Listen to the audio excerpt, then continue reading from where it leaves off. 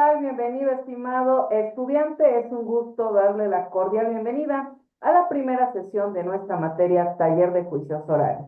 Es importante que nosotros conozcamos como estudiosos del derecho que vamos a hablar acerca de esta reforma, de estas técnicas que se esperan mediante este taller de juicio oral, reconociendo que el 18 de junio del 2008 se publicó en el Diario Oficial de la Federación el decreto por el que se reformaba los artículos 16, 17, 18, 19, 20 y 21 y 22 con las fracciones que se mencionan, así como el artículo 73, la fracción séptima y el artículo 115 y la fracción octava, del apartado B del artículo 123, todos de la Constitución Política de los Estados Unidos Mexicanos. La aprobación de estas reformas tenía como finalidad mejorar el funcionamiento de las diferentes instituciones que integran el sistema de justicia penal en México, encargadas de la seguridad pública, la procuración e impartición de justicia, así como de la reinserción social. La introducción de los juicios orales implica una modificación de los diferentes componentes que integra este sistema de justicia penal en virtud de la situación del modelo penal mixto por uno predominante acusatorio y oral, regido por los principios de publicidad, contradicción, concentración, continuidad e inmediación, previstos en los artículos 16, párrafo segundo, y 13º, 17, párrafo tercero y cuarto, y sexto, 19, 20, 21, párrafo séptimo de nuestra Carta Magna. Es por ello muy importante, estimado estudiante, el establecer que en el sistema penal habla de la protección de los derechos humanos, pero en este taller también vamos a llevar a cabo el cómo hacerlos valer y sobre todo teniendo técnicas adecuadas de investigación. Vamos a hacer hincapié a continuidad del mismo y proyectar.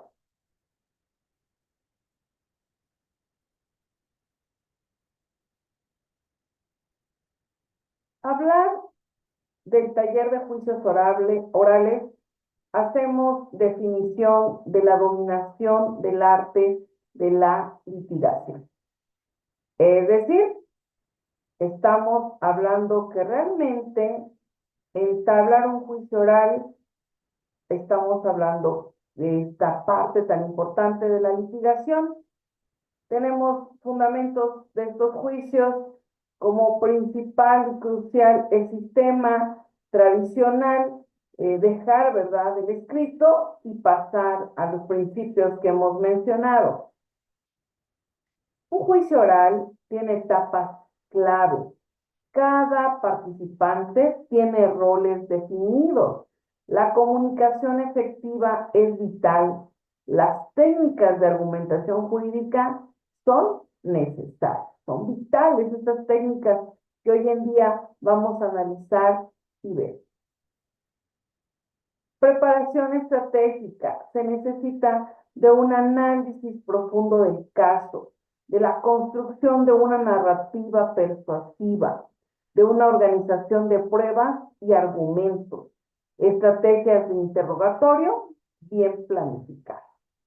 Entonces, recordemos, ¿cuáles son esas etapas de un proceso en el sistema penal, en este nuevo sistema de justicia penal? Hablamos del juicio oral, es la tercera etapa.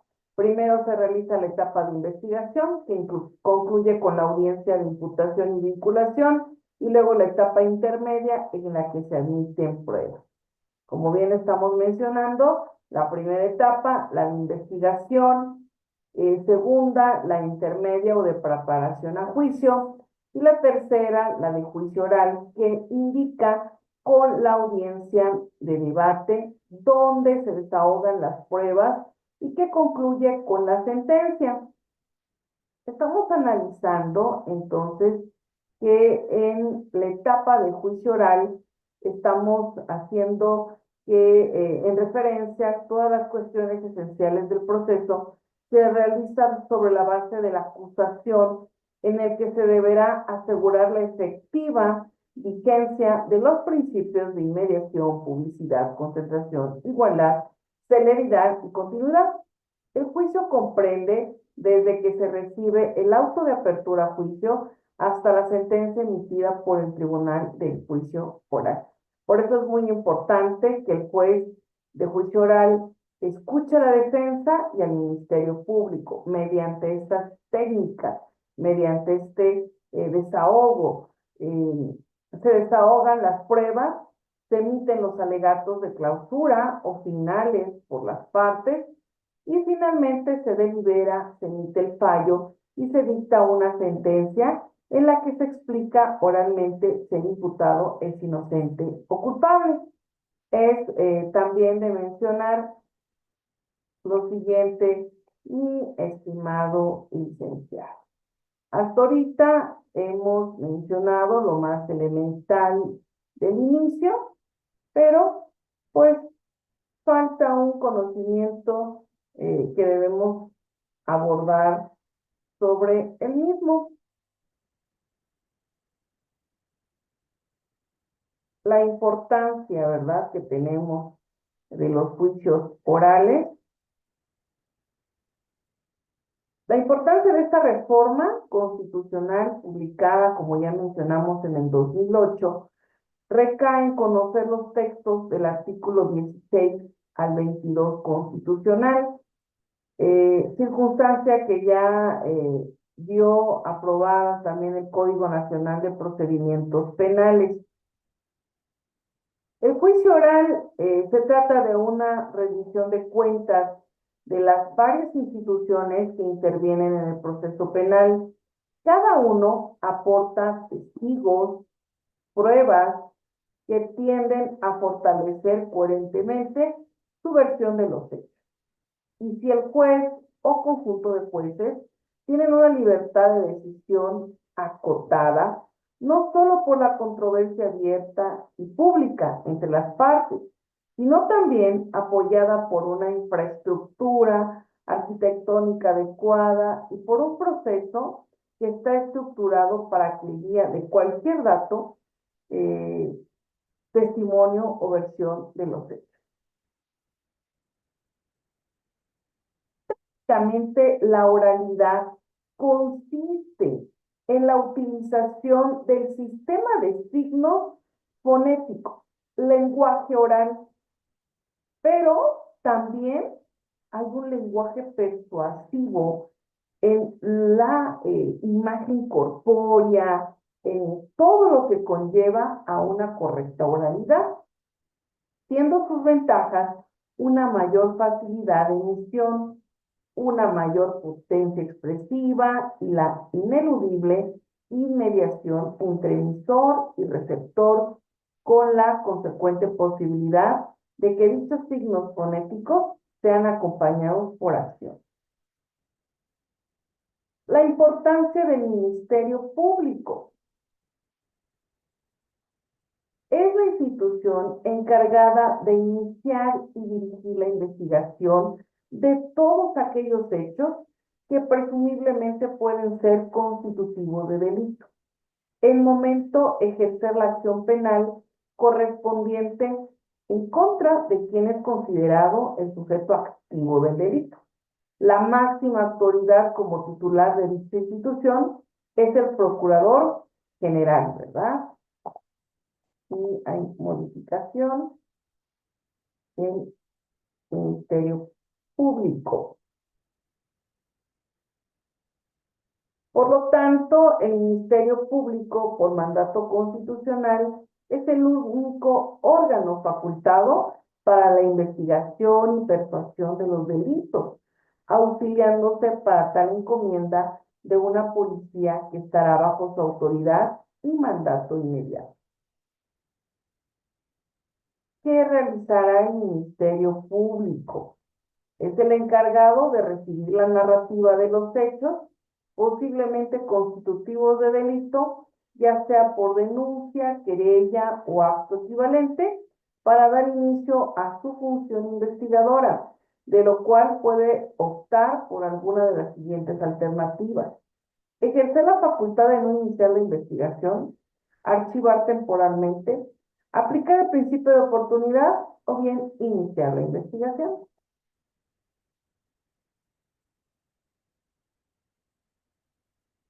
El asesor jurídico, este papel tan importante que podemos también ser tanto de un lado Ministerio Público como asesor jurídico.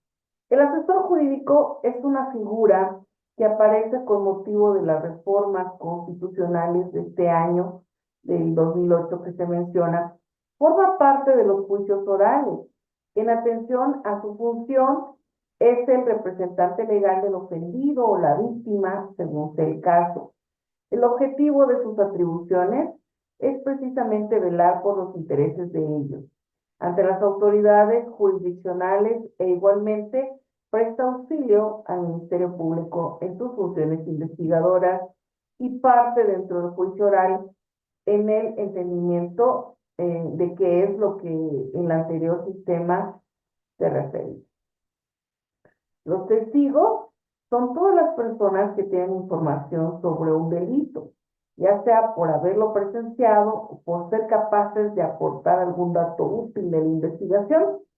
Se trata de personas que han percibido a través de sus sentidos cualquiera de los hechos que son relevantes para la resolución. Por ello, muy importante de realizar la correcta interrogación a los testigos, porque son pieza clave para un juicio.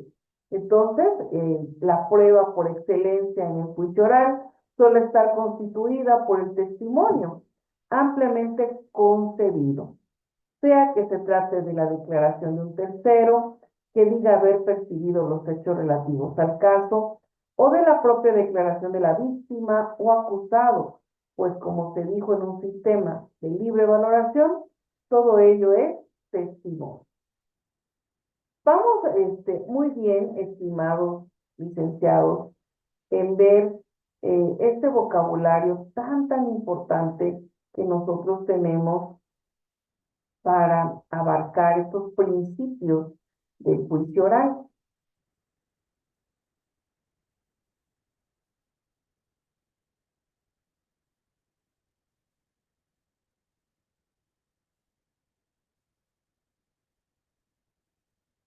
Como por ejemplo, estamos haciendo referencia eh, del ofendido o víctima.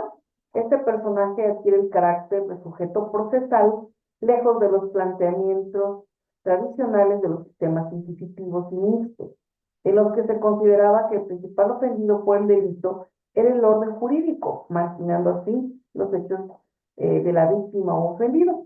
Por lo tanto, se considera víctima al ofendido con motivo de la comisión de un delito, más especialmente aquella persona que ha sufrido menoscabados sus derechos esenciales con el consecuente daño de la naturaleza humana.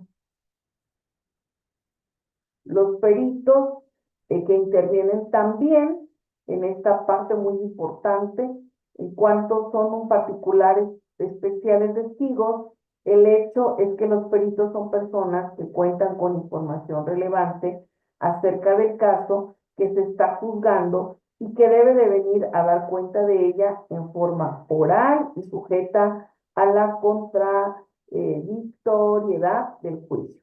A diferencia de los testigos, los peritos por lo general no han presenciado directamente los hechos del caso, sino que emiten acerca de él juicios para los cuales se requiere una determinada experiencia. Ahora, los principios de los juicios orales. Muy importante dentro de estas técnicas para un juicio oral, pues como ya mencionamos, la oralidad es como un principio procesal, considerarse como el más importante del sistema acusatorio. Se contrapone al proceso secreto y escrito, propio del sistema procesal inquisitivo y más propicio a la violación de los derechos humanos. en los cuales se utiliza la letra actuación escrita. Esto en contraposición del acusatorio que utiliza la palabra. La oralidad es, ya bien mencionamos, parte esencial en el juicio porque se hace de forma directa y oral, constituyendo estos el elemento de la sentencia sin que ello implique, claro está, el destierro de los escritos dentro de los procesos, dado que aquellos tienen como función dar el debido soporte material a las evidencias y que en algunos casos el anuncio de lo que pretende ofrecer en el juicio oral al tiempo en que documentan el proceso. Esta imparcialidad se garantiza básicamente a través de dos vías. En primer término, será en la audiencia de juicio, donde el juzgador conocerá por primera vez los hechos respecto de los cuales no se ha manifestado previamente, y el segundo término implica que el juez debe adoptar una posición pasiva respecto de la prueba, por lo cual no puede intervenir en su desahogo, interrogando por su cuenta a los testigos, así como otras funciones que vienen desempeñando en la actualidad. Estos principios están, perdón,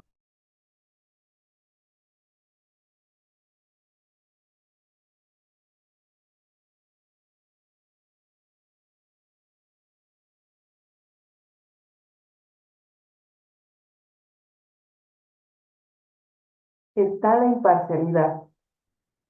Vemos también que nuestro plan de estudio menciona que el código de ética juega un papel muy importante. Mencionamos también que tanto los magistrados y jueces deben de actuar imparcialmente, quienes con motivo de este principio deberán evitar conductas que de cualquier manera los vinculen o relacionen con las partes que intervienen en los juicios de su conocimiento, de modo que concedan ventajas indebidas a alguna de las partes, sin que esto se traduzca en pasar por alto la obligación de escuchar los alegatos de las partes sin discriminación de ningún tipo.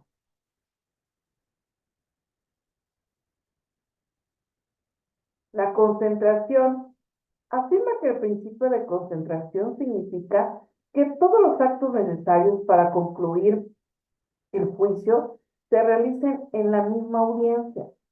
La evidente ventaja de dicho principio es que la gran expeditez con que se actúa, misma que favorece a su vez a otros principios y permite al juez resolver casi de inmediato el conflicto planteado de cara al público y agilizar y expeditar todo un proceso que actualmente lleva años en su trámite con la consecuente economía procesal.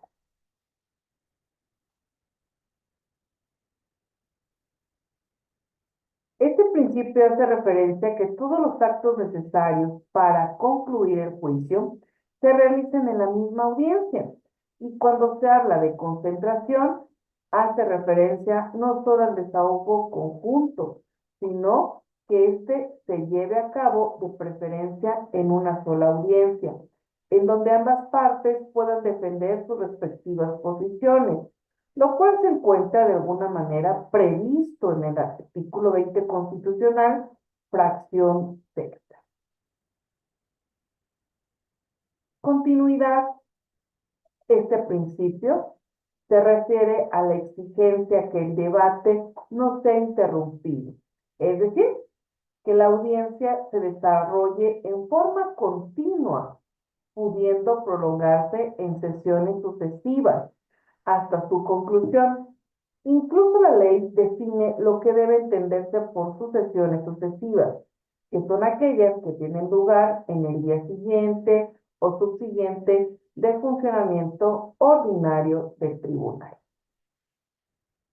Principios de juicios orales le da un ritmo ininterrumpido al juicio, que no obstante su dinamismo permite que todos los actos jurídicos que le son propios se desarrollen en el orden y en los tiempos previstos. Exige que el juicio oral se realice desde un inicio hasta su conclusión, de una vez y en forma sucesiva, impidiendo a la sala del tribunal ver otras causas mientras no pronuncien su decisión en el juicio que está conociendo, de manera que no pierda la necesaria inmediación que requiere el juicio oral. También hablamos, ¿verdad? Es importante el principio de publicidad. Este hace más transparente la actividad procesal penal. Un juicio público requiere de vistas orales para examinar el fondo de la cuestión, las cuales son celebradas en público y a las que el público puede asistir por otra parte. Los tribunales deben de dar a conocer a la comunidad la información relativa a la hora y el lugar de las vistas orales y facilitar dentro de límites razonables la asistencia de las personas interesadas. El derecho de publicidad no es un derecho exclusivo de los sujetos procesales, sino básicamente un derecho de la sociedad en general, a partir del cual ésta tiene acceso a la justicia y ejerce control sobre sus actuaciones y fallas. La inmediación, este principio, impone al tribunal la obligación de decidir de acuerdo con las impresiones personales que obtenga del acusado y de los medios de prueba rendidos en el juicio. Este es un principio básico que da validez al juicio y el más importante para el juzgador.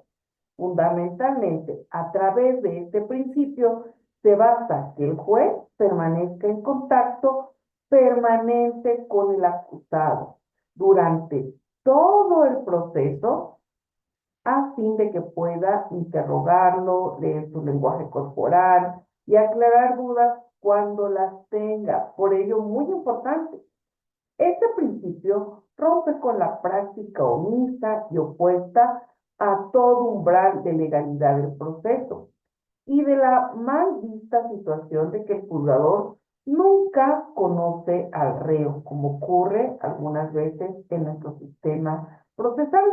La propuesta total en los nuevos juicios orales se deberá tener como premisa básica la inmediación a tal grado que el juez no asistiera a abandonar la audiencia.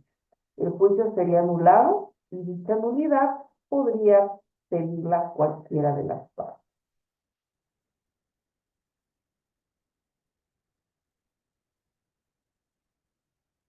El principio de contradicción para el conocimiento procesalista, Piero establece que este principio es el que verdaderamente forja y exhibe el auténtico abogado, pues le permite poner en práctica durante la audiencia la preparación que ha obtenido para intervenir en el juicio, tanto en el manejo de sus conocimientos jurídicos como en la utilización adecuada de sus recursos y oratoria pública.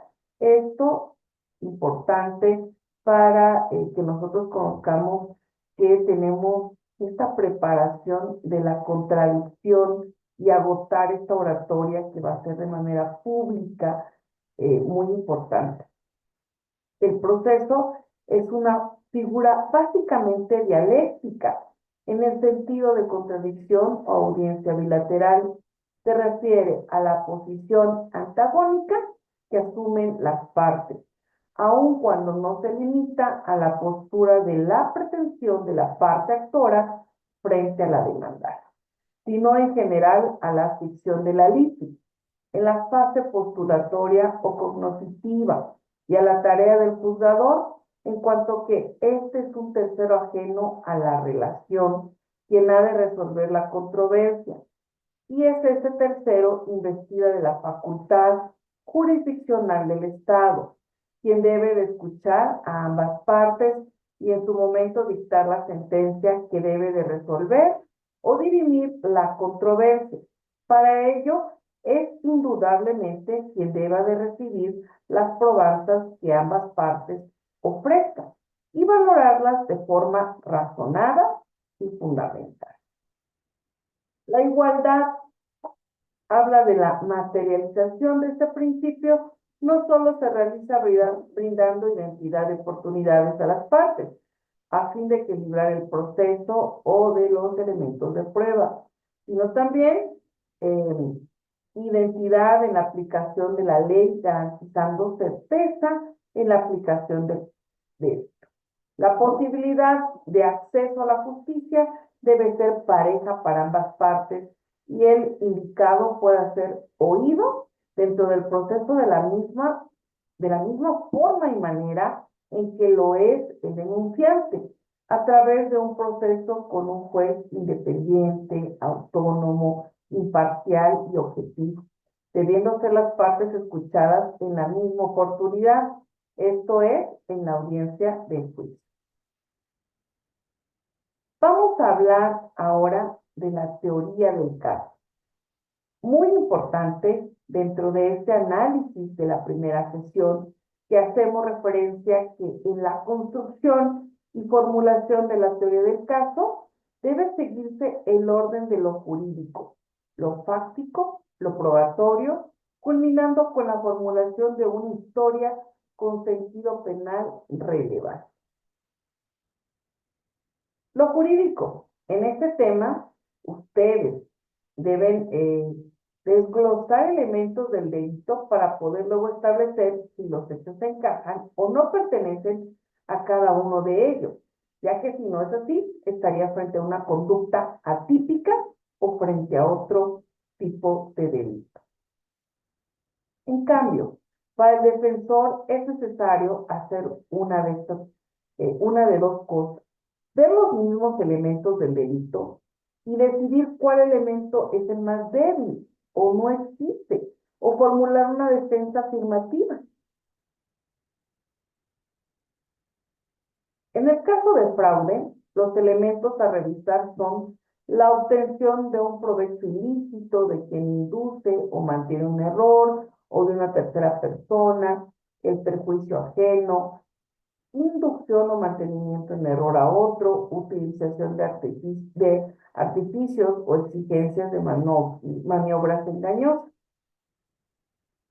La teoría del caso, desde el punto de vista jurisdiccional, es necesario que el vicente en ejercicio tenga en cuenta la idoneidad de las maniobras engañosas para determinar que fueron de la entidad suficiente para inducir en error a una persona de una capacidad cognitiva normal.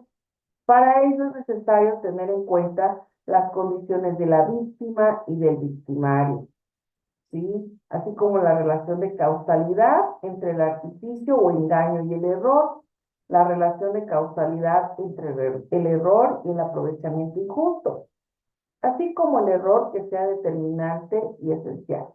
En este punto es importante que se estudie, que haga una investigación jurídica acudiendo a las fuentes normativas doctrinales y jurisdiccionales.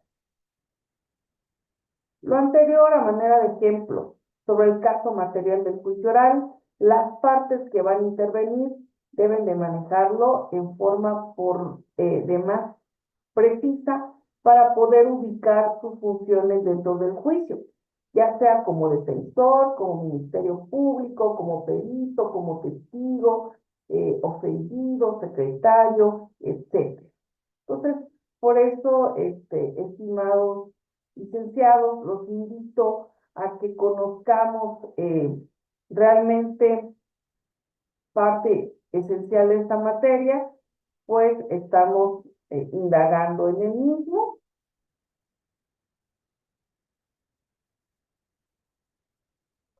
Cómo proyectamos, ¿verdad?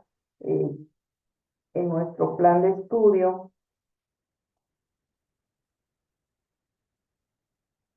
que habla, ¿verdad? Esa introducción general de nuestro sistema de juicio oral en el sistema mexicano, estos principios de este sistema acusatorio, analizando la teoría del caso. Tenemos contando con estrategias y técnicas para una efectiva comunicación de esta teoría del caso, con sobre todo actitudes y valores. En la otra sesión haremos hincapié también en las técnicas de interrogatorio, construyendo obligaciones, los alegatos de conclusión y la ética del proceso penal acusatorio. Parte elemental también, tomando hincapié hoy alegatos de apertura. Como bien lo indica en nuestro Código Nacional de Procedimientos Penales, habla sobre el desarrollo de la audiencia de juicio. En su artículo 391 habla de la apertura de la audiencia de juicio. En el día y la hora fijados, el Tribunal de Enjuiciamiento se constituirá en el lugar señalado para la audiencia. Quien la presida verificará la presencia de los demás jueces, de las partes, los testigos, peritos o intérpretes que deban participar en el debate y en la existencia de las cosas que deban exhibirse en él y la declarará abierta. Advertirá al acusado y al público sobre la importancia y el significado de lo que acontecerá en la audiencia e indicará al acusado que esté atento a él. Cuando un testigo o perito no se encuentre presente al iniciar la audiencia, pero haya sido debidamente notificado para asistir en una hora posterior y se tenga la certeza que comparecerá, el debate podrá iniciar. El juzgador que presida la audiencia de juicio señalará las acusaciones que deberán ser objeto del juicio, contenidas en el auto de apertura y los acuerdos probatorios a que se hubiesen llegado las partes. Así que los incidentes en la audiencia de juicio oral se pueden presentar y con ello vamos a hacer hincapié en la otra sesión ya a los alegatos de apertura, como marca el 394. Así que, mi estimado licenciado, le agradezco haber visto la presente sesión, esperando se encuentre bien, fortaleciendo más la actividad final. Si existe alguna duda, estoy dispuesta a poder apoyar. De antemano, le agradezco el haber visto la misma. Ante todo, muchísimas gracias, porque somos orgullosamente Vasconcelos. Tenga un excelente día. Gracias.